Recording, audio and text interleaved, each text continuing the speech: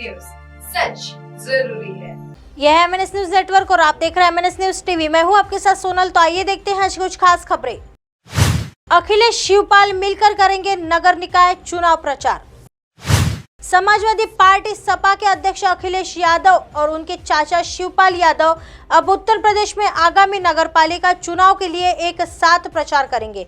Party जल्द ही अपने शीर्ष नेताओं के प्रचार कार्यक्रम की घोषणा कर सकती है। यह पहले ही घोषणा की जा चुकी है कि अखिलेश यादव और मैनपुरी सांसद डिंपल यादव पार्टी की लखनऊ मेयर पद की उम्मीदवार वंदना मिश्रा के लिए 3 जनसभाएं करेंगे। अखिलेश यादव जहां अभी भी राजनीति बनाने में व्यस्त है, वहीं शिवपाल यादव के गढ़ इटावा, मैनपुरी और फिरोजाबाद का दौरा करते हुए मैदान में उतर गए हैं। शिवपाल अखिलेश के साथ इन जिलों में प्रचार करेंगे। 2016-2017 में यादव परिवार की कलह सामने आने से पहले आखिरी बार शिवपाल यादव ने 2014 के लोकसभा चुनाव में पार्टी के लिए प्रचार किया था।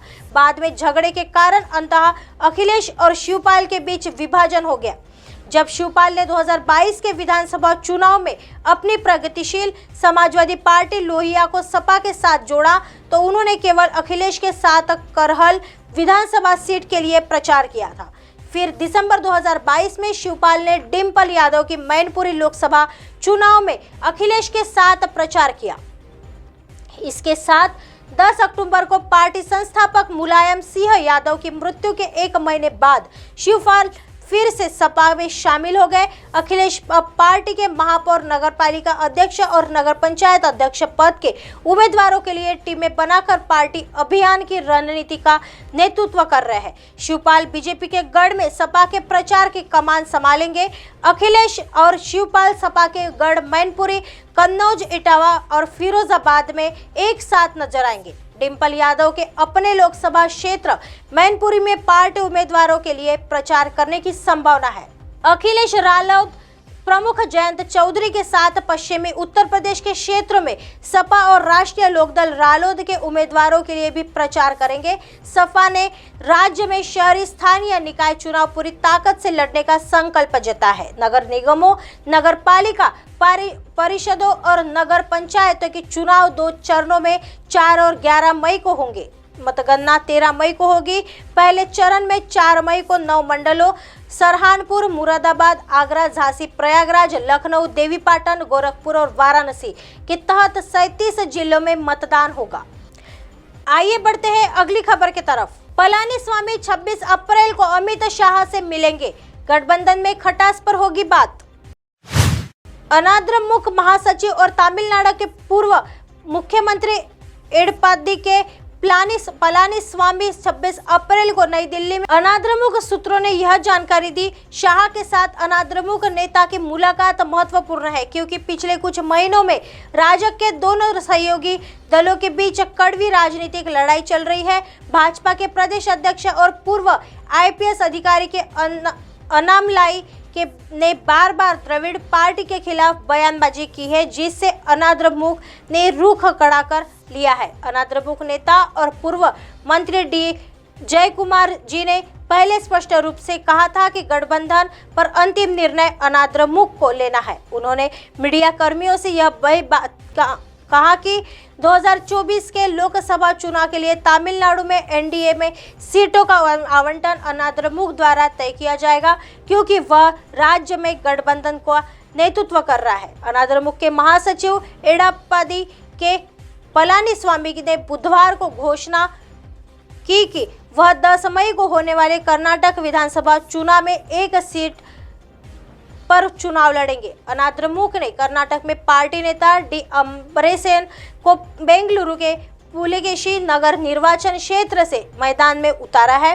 भाजपा नेता मुरली भी अनाद्रमुख उम्मीदवार के खिलाफ चुनाव लड़ रहे हैं। आइए बढ़ते हैं अगली खबर की तरफ। बड़े नेताओं के टिकट कटने पर बोले शाह, भाजपा सतत परिवर्तन में विश्वास करती है। चुनावी राज्य कर्नाटक में भाजपा के बड़े नेताओं को टिकट नहीं दिए जाने पर प्रतिक्रिया व्यक्त करते हुए केंद्रीय गृह मंत्री अमित शाह जी ने शनिवार को यहां एक मीडिया सम्मेलन में कहा कि भाजपा परिवर्तन की एक सतत प्रक्रिया में विश्वास करती है। शाह जी ने यह भी रेखांकित किया कि अगर कांग्रेस को लगता है कि भाजपा के पूर्व नेता जगदीश शेट्टार को पार्टी में शामिल करने से वह कर्नाटक में सत्ता में आ सकती है तो वह असंभव के बारे में सोच रही है। शाह जी ने कहा, केवल शेट्टार कांग्रेस में शामिल हुए हैं, न कि हमारा वोट बैंक या पार्टी कार्यकर्ता। भाजपा प्रचंड बहुमत के साथ सत्ता बरकरार रखेगी। राज्य के वरिष्ठ भाजपा नेताओं को टिकट नहीं दिए जाने पर शाह ने कहा कि उम्मीदवारों की सूची तैयार करने से पहले विभिन्न कारकों को ध्यान में रखा जाता है। गृह मंत्री ने कहा, प्रत्याशियों को दागी नहीं होना चाहिए, वे सम्मानित उम्मीदवार होने चाहिए। उन्हें टिकट नहीं दिया गया है, वे पार्टी के फैसले के प्रति आश्वस्त है। शाह जी ने यह भी स्पष्ट किया कि टिकट से वंचित सभी नेताओं को दागी नहीं कहा जा सकता। उन्होंने कहा कि नए चेहरों और नई पीढ़ी को समायोजित करने के लिए कई मौजूदा विधायकों को टिकट नहीं दिया गया। उन्होंने कहा कि कर्नाटक भाजपा में कम से कम परिवर्तन किए गए हैं। कर्नाटक के पूर्व मुख्यमंत्री और भाजपा के वरिष्ठ नेता शेट्टार ने हाल ही में पार्टी छोड़ दी और 10 मई के विधानसभा चुनाव के लिए टिकट से वंचित होने के बाद कांग्रेस में शामिल हो गए।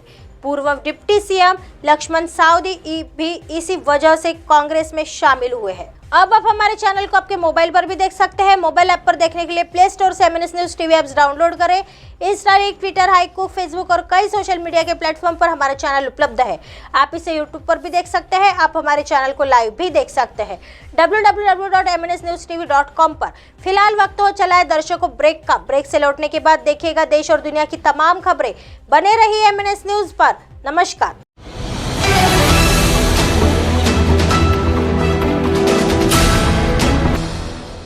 ये है MNS न्यूज नेटवर्क और आप देख रहे हैं